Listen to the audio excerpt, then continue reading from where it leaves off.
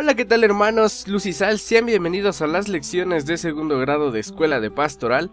El día de hoy vamos a escuchar la lección número 18 titulada La Misa Congregación Eclesial. Antes que nada te invito a suscribirte y a darle like a este video si te sirvió, y si gustas donar, aquí en la descripción te dejaré un link para que puedas donar a Soy Católico JHS y así podremos subir lecciones de mayor calidad. Sin más, comenzamos. Lección número 18. La Misa Congregación Eclesial. Hemos visto cómo nosotros podemos, ayudados de la gracia divina, hacer obras buenas que vayan construyendo nuestra perfección espiritual, que llamamos santificación. También hemos visto que mediante la oración, que es diálogo y unión con Dios, podemos ir ascendiendo por la cuesta de la vida espiritual, siempre solicitando del Señor la merced de su ayuda, dado que nada podemos hacer por nosotros mismos. Pues la verdad es que aún ese querer, esos buenos deseos de perfección, son obra de Dios en nosotros, como primeras gracias actuales. Las siguientes obras de Cristo, en Juan 15:16, nos revelan hasta qué punto es precisa nuestra unión con Él para poder llegar a establecer nuestra comunicación con el Padre. No me habéis elegido vosotros a mí, sino que yo os he elegido a vosotros, y os he destinado a que vayáis y deis fruto, y un fruto que permanezca, de modo que todo lo que pidáis al Padre en mi nombre, os lo conceda. Y en otro lugar, Juan 14:13, y todo lo que pidáis en mi nombre, yo lo haré, para que el Padre sea glorificado en el Hijo. Y más adelante añade en Juan 16:23 al 24, yo os aseguro, lo que pidáis al hombre en mi nombre os lo dará. Hasta ahora nada le habéis pedido en mi nombre. Pedid y recibiréis, para que vuestro gozo sea colmado. De aquí que ninguna oración puede ser perfecta si no incluye la intención de unión con Cristo nuestro Señor, a fin de que por sus méritos infinitos sea enriquecida y nuestra petición al Padre se apoye en la petición solidaria de su Hijo. A este respecto, San Pablo resume la acción de las tres divinas personas dentro de nosotros cuando oramos. Efesios 5, del 18 al 20. No os embriaguéis con vino, que es causa de libertinaje. Llenaos más bien del Espíritu. Recitad entre vosotros salmos, himnos y cánticos inspirados. Cantad y solemnidad en vuestro corazón al Señor, dando gracias continuamente y por todo a Dios Padre, en nombre de nuestro Señor Jesucristo. Así que toda oración, aun aquellas que dirigimos a Dios, a través de la intersección de los santos, incluso María Santísima, debe ser encauzada por la única vía posible, Cristo, teniendo presente de continuo que los santos llegaron a hacerlo precisamente a causa de la unión, amistad y adhesión que consiguieron con Jesucristo, y que la Santísima Virgen obtuvo la gracia singular y especialísima de ser exenta del pecado original y de todo otro pecado desde el primer instante de su ser, únicamente en previsión de los méritos de Cristo, para poder ser de él la dignísima madre que la divinidad requería, ya que no hubiera estado bien que quien habría de ser su seno en la habitación de Dios hubiera sido siquiera por un instante posesión de Satanás por el pecado, lo cual quiere decir que María Santísima nunca entró en pecado. Aquí es preciso traer a la memoria dos casos de hombres como nosotros, que mediante la presencia de Jesús consiguieron su justificación. San Juan el Bautista, de quien el mismo Cristo expresó en Mateo 11:11, en verdad os digo, que no ha surgido entre los nacidos de mujer uno mayor que Juan el Bautista. Y el otro es San José. El evangelista lo califica así en Mateo 1:18. Su esposo de María, José, como era justo.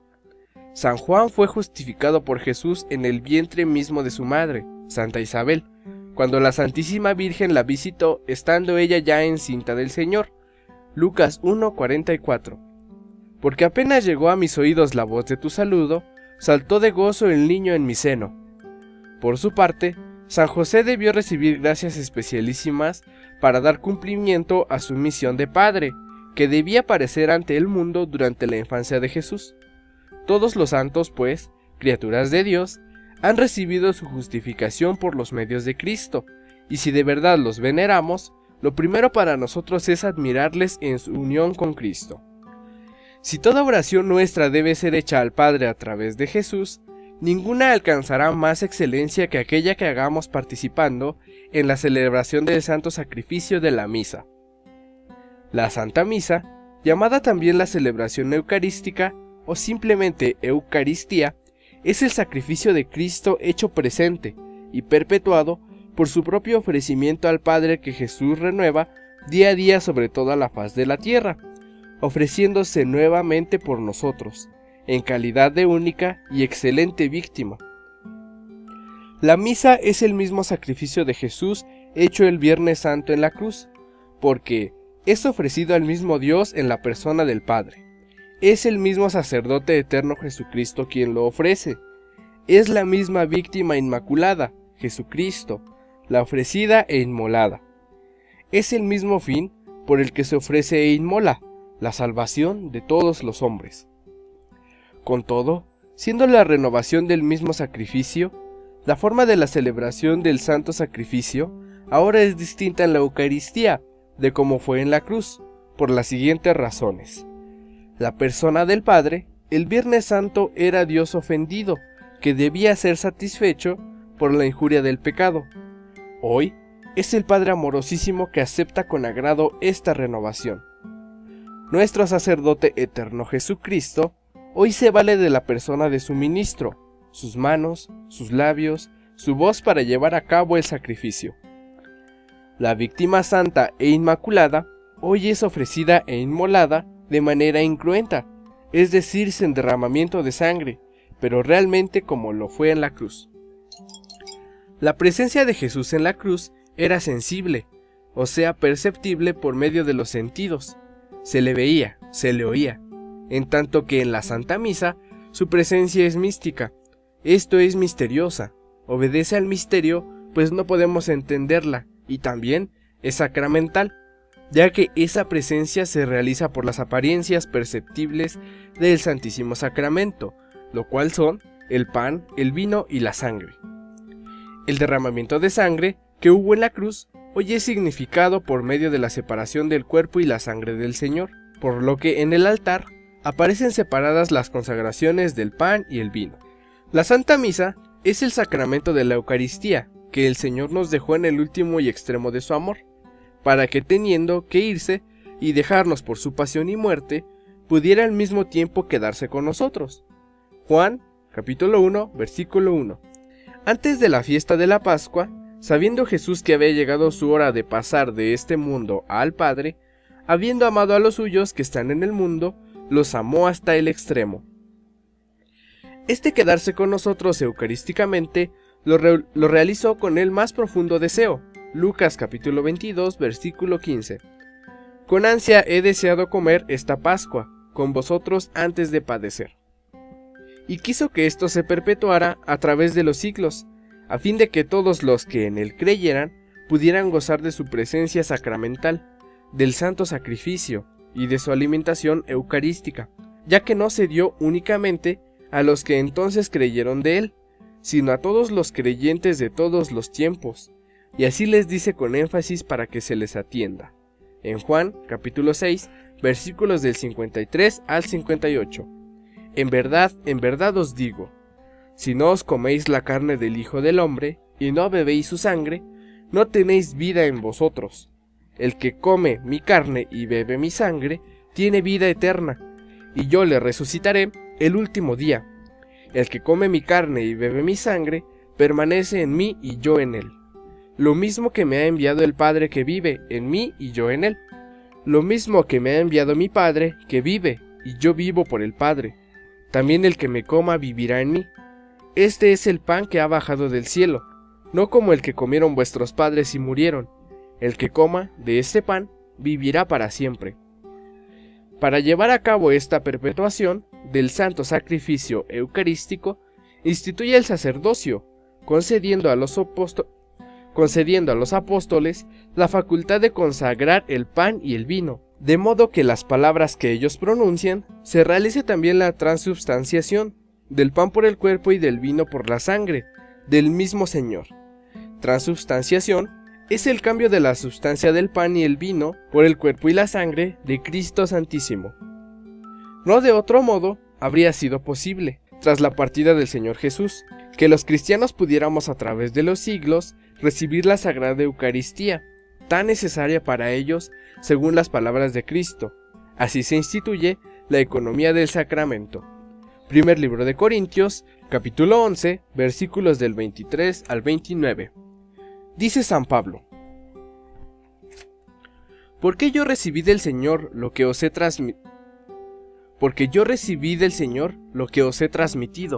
que el Señor Jesús, la noche en que fue entregado, tomó pan, y después de dar gracias lo partió y dijo: Este es mi cuerpo, que se da por vosotros. Haced esto en recuerdo mío. Asimismo, también el cáliz, después de cenar, diciendo: Este cáliz es la nueva alianza de mi sangre. Cuantas veces lo beberéis, hacedlo en recuerdo mío. Pues cada vez que coméis este pan y bebéis de este cáliz, anunciáis la muerte del Señor hasta que venga. Por tanto, quien coma el pan o beba del cáliz del Señor indignamente, será reo del cuerpo y la sangre del Señor. Examínese pues cada cual, y coma entonces del pan y beba del cáliz. Pues quien come y bebe sin discernir del cuerpo, come y bebe su propio castigo. Esto quiere decir que si comes y bebes del cuerpo de Cristo y de la sangre de Cristo sin ser digno, estás propio de tu propio castigo. En esta enseñanza de San Pablo acerca de la Eucaristía encontraremos todos estos elementos. 1. La Sagrada Eucaristía, que es de institución divina, por cuanto Cristo la celebró por primera vez. 2. La transubstanciación, que es obra de Cristo, explicada por Él a sus discípulos al tiempo que la realizaba. El pan se convierte en cuerpo y el vino en su sangre. 3. Al mismo tiempo Jesús instituye el sacerdocio cristiano, al conferir a sus apóstoles la facultad de repetir la transubstanciación del pan y el vino en el cuerpo y la sangre del Señor, y les da mandato de repetirlo en su recuerdo. Esta repartición de lo hecho por el Señor habrá de ser parte de los cristianos para el mundo la proclamación, que de Cristo realmente padeció y murió por los hombres, en por cuanto el simbolismo de comer el cuerpo y beber de la sangre del Señor, por separado, indica que, tal como sucedió en la cruz, ese sagrado cuerpo, al quedar sin sangre, se quedó realmente muerto. Es tan real la presencia del Señor sacramentado, que quien se atreve a comerlo o beberlo indignamente, lejos de ser santificado con su presencia, comete gravísima falta por la cual habrá de ser condenado. Esto lo advierte el apóstol con repetición y extensamente, para hacer conciencia de la verdad de fe y del peligro de no tomarlo como realidad inequívoca. La institución de la Sagrada Eucaristía marca el fin de la antigua alianza. Cesó el valor prefigural de los sacrificios de animales. El único verdadero y eterno sacrificio se ha ya realizado, por primera vez unas horas antes que el mismo santo sacrificio tenga lugar de manera cruenta, con verdadero derramamiento de sangre, hasta la última gota en la cruz. Del pan y del vino solo quedan las apariencias o accidentes a los que llamamos apariencias sacramentales: color, olor, sabor y forma. Estas apariencias son sensibles, esto es, distinguibles a través de nuestros sentidos, y por eso esto es un sacramento de fe. Cuando contemplamos la Santa Misa como conmemoración y repetición incruenta del sacrificio del Calvario, viene a la memoria, en una aplicación fielmente real, lo que Jesús dijo a Nicodemo, Juan capítulo 3, versículo 16. Porque tanto amó Dios al mundo, que dio a su único Hijo, para que todo el que crea en Él no perezca, sino que tenga vida eterna. Y así, a través de los siglos se va rememorando por la Santa Misa aquel momento supremo en que Cristo consumó la redención del mundo, entregándose voluntariamente a la muerte para que fuéramos salvos. El autor de la carta a los Hebreos es el gran enamorado del sacerdocio de Cristo.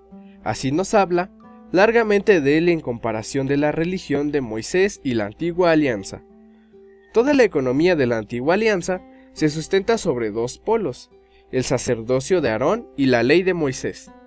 La nueva alianza únicamente estriba toda ella en Cristo. Cristo, el ungido del Padre, sustituye con infinita ventaja el sacerdocio de Aarón, con un sacerdocio perfectísimo y eterno.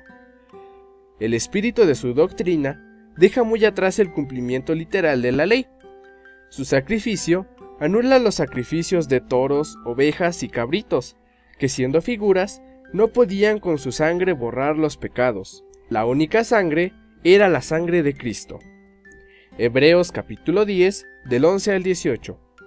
Y, ciertamente, todo sacerdote está en pie, día tras día, oficiando y ofreciendo reiteradamente los mismos sacrificios, que nunca pueden borrar pecados. Él, por el contrario, habiendo ofrecido por los pecados un solo sacrificio, se sentó a la diestra de Dios para siempre, esperando desde entonces hasta que sus enemigos sean puestos por escabel de sus pies. Salmo 110. En efecto, mediante una sola oblación, ha llevado a la perfección para siempre a los santificados.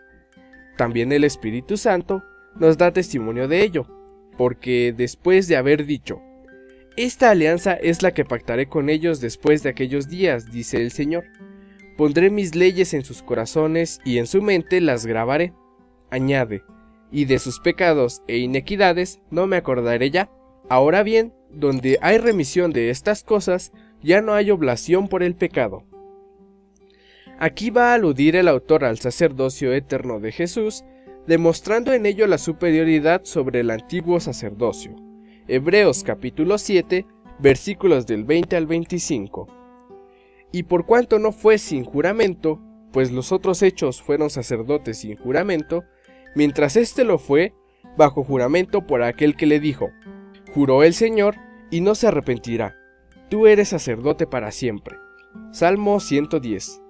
Por eso, de una mejor alianza, resultó fiador Jesús. Además, aquellos sacerdotes fueron muchos, porque la muerte les impedía perdurar. Pero éste posee un sacerdocio perpetuo, quiere decir que nunca termina, y porque permanece para siempre. De ahí, que pueda también salvar perfectamente a los que por él se llegan a Dios, y que está siempre vivo, para interceder su favor. Así que la eternidad de Cristo, sacerdote, es la garantía de nuestra salvación, por cuanto vive eternamente intercedido por nosotros. La perfección del sumo sacerdote que es Cristo, por cuanto nunca existió ni pudo existir en él el pecado, se nos muestra en la carta de los Hebreos, capítulo 7, versículo del 26 al 27. Así es, el sumo sacerdote que nos convenía, santo, inocente, incontaminado, apartado de los pecadores, encumbrado por encima de los cielos, que no tiene necesidad de ofrecer sacrificios cada día, primero por sus pecados propios como aquellos de sus sumos sacerdotes, luego por los del pueblo, y esto lo realizó de una vez y para siempre, ofreciéndose a sí mismo. Un sumo y eterno sacerdote en un nuevo santuario, con lo cual salimos ganando. Hebreos capítulo 8, versículos del 1 al 2. Este es el punto capital de cuanto venimos diciendo, que tenemos un sumo sacerdote tal que se sentó a la diestra del trono de la majestad en los cielos, al ser vicio del santuario y de la tienda verdadera, erigida por el Señor, no por un hombre. De aquí que nuestra nueva y eterna alianza sea infinitamente y para ser siempre superior a la antigua.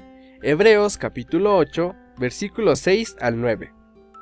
Mas ahora ha obtenido él un ministerio tanto mejor cuanto es mediador de una mejor alianza, como fundada en promesas mejores, pues si aquella primera fuera irreprochable, no habría lugar para una segunda. Porque les dice en trono de reproche, Jeremías capítulo 31, versículo 31. He aquí que días vienen, dice el Señor, y concertaré con la casa de Israel y con la casa de Judá una nueva alianza, no como la alianza que hice con sus padres el día que los tomé de la mano para sacarlos de la tierra de Egipto. por la sangre de Cristo, existe esta nueva alianza, pues no puede existir alianza sin sangre. Hebreos, capítulo 9, versículos del 16 al 18. Pues donde hay testamento, se requiere que conste la muerte del testador, ya que el testamento es válido en caso de defunción, no teniendo valor en vida del testador. Así tampoco, la primera alianza se inauguró sin sangre. La consecuencia de todo esto nos la marca el mismo San Pablo. Hebreos, capítulo 10, versículos del 19 al 25. Teniendo, pues, hermanos, plena seguridad para entrar en el santuario en virtud de la sangre de Jesús, por este camino nuevo y vivo inaugurado por Él para nosotros, a través del velo, es decir, su propia carne, y un gran sacerdote al frente de la casa de Dios, acerquémonos con sincero corazón, en plenitud de fe, purificados los corazones de conciencia mala y lavados los cuerpos con agua pura. Mantengámonos firmes a la confesión de la esperanza, pues fiel es el autor de la promesa. Fijémonos los unos a los otros para estímulo de la caridad y las buenas obras, sin abandonar vuestra propia asamblea, como algunos acostumbraban a hacerlo, antes bien, animándolos, cuando tanto más veis que me acerca ya el día. Este día, a que alude San Pablo, es el día de la parucía, lo que quiere decir la segunda venida de Cristo. Es pues el sacerdocio de Cristo el ofrecimiento de sí mismo como víctima, y su mediación ante el Padre, porque Cristo es nuestro mediador, el conjunto de bienes que nos reúnen alrededor del mismo Cristo, de manera que Él viene a construir el centro de toda su iglesia. Y la Santa Misa, la Sagrada Eucaristía, nos congrega alrededor del altar día a día a los cristianos de toda la tierra para celebrar el santo sacrificio de Cristo, anunciar su muerte y para celebrar su resurrección, convivir con caridad, entregarnos al estudio de su resurrección y a elevar la oración en común. Por eso decimos que la vida cristiana gira alrededor de la Santa Misa, que la vida cristiana se realiza al unirnos al sacrificio de Cristo, que la vida cristiana nos hace participar de los méritos de Cristo. El sacrificio eucarístico nos congrega alrededor de Jesucristo, de manera que unidos a Él y hechos con Él sacerdotes y víctimas, en la renovación incruenta del sacrificio de la cruz, cumplamos junto a Él los 4 fines de todo sacrificio. El primero, latreutíco, de modo que el sacrificio es un acto de adoración a Dios, con reconocimiento de su soberanía sobre la creación y sobre nosotros mismos. Eucarístico, como acto de agradecimiento por los bienes que del Padre recibimos a través de su Hijo Jesucristo. Propiciatorio, ya que por la pasión y muerte de Cristo logramos el aplacamiento de la majestad divina y pagamos por nuestras culpas. Impetratorio, por el cual podemos solicitar del Padre nuevos favores y gracias. De este modo, la Santísima Misa cumple perfectamente como sacrificio de la nueva alianza, siendo la oblación u ofrecimiento de un bien sensible, Jesucristo, que se ofrece a la divinidad, el Padre, en señal de honor, reverencia y aceptación de su voluntad, satisfacción y petición, reconociéndole como Creador, Señor y último fin de toda criatura. De aquí que toda religión que carezca de sacrificio es una religión defectuosa, ya que al carecer de sacerdote y de víctima, se encuentra en incapacidad de cumplir los 4 fines del sacrificio arriba antes expuestos. La unión que produce el santo sacrificio de la misa alrededor de Cristo reúne a la Iglesia universal en una sola oración y en beneficio y en nombre, no solo de los miembros vivos de ella, sino de todos los miembros de la Iglesia purgante, los que esperan en el purgatorio la satisfacción total de sus culpas, así como a los miembros de la Iglesia triunfante, quienes por el misterio de la comunión de los santos unen su adoración y alabanza a la Iglesia militante para dar gloria a Dios. De todo lo dicho, se desprende que la mejor manera de asistir al santo sacrificio que es la misa, consiste en los siguientes puntos. Unirse a Cristo, sumo sacerdote, presente en la persona del ministro celebrante, para ofrecer con él la víctima al Padre. Unirse con Cristo, víctima dignísima, para ofrecerse con él como víctimas indignas del Padre.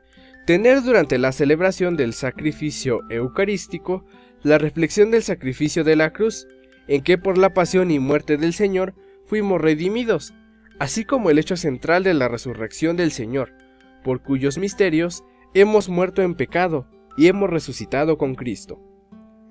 Recibir siempre el cuerpo y la sangre del Señor como alimento necesario para nuestra vida espiritual, presentándonos para ello con las debidas disposiciones, sin pecado grave y en conciencia. Para esto, recordaremos que la segunda Sagrada Comunión no es premio, ya que nadie es suficiente digno de recibirlo, sino remedio, en virtud del cual vamos adquiriendo las gracias y virtudes necesarias para nuestra marcha hacia la perfección. Resumiendo, por sacrificio, entendemos la destrucción de un bien, que el hombre hace en reconocimiento de su dependencia de la divinidad. El sacrificio por excelencia es el santo sacrificio de la misa, el cual es renovación del sacrificio de la cruz. Todo hombre necesita ofrecer el sacrificio, por cuanto necesita adorar, satisfacer, dar gracias y pedir la divinidad. Siendo Cristo a la vez sacerdote y víctima en la misa, la mejor manera de asistir a ella es unirse a Cristo y unirse a los hermanos para participar en el ofrecimiento y la inmolación. Asistir a la misa, teniendo conciencia de pecado grave, es una tontería, así como abstenerse de comulgar en ella, pues son posiciones negativas ante un acto positivo que queremos realizar. Reflexiones personales. ¿He sido consciente de mi sacerdocio con Cristo? ¿He sido consciente de mi inmolación con Cristo? ¿Seré capaz de unirme a Cristo mediador y a Cristo víctima en beneficio de mis hermanos y de la comunidad eclesial? Resolución. Señor Jesús, que quisiste hacerme participar del sacerdocio y del ofrecimiento de ti mismo, permitiéndome que en unión contigo me presente ante el Padre. Hazme digno de ti. Bueno, hermanos, espero que les haya gustado la lección número 18, la misa congregación eclesial. Espero que les haya servido y les haya gustado. Ya lo saben, suscríbanse y denle like. Aquí abajo en la opción de suscripción está una campanita en la cual podrás activar las notificaciones para que te avise cuando subimos una nueva lección. Y bueno, espero que les haya gustado. Nos vemos en la próxima lección Luz y Sal.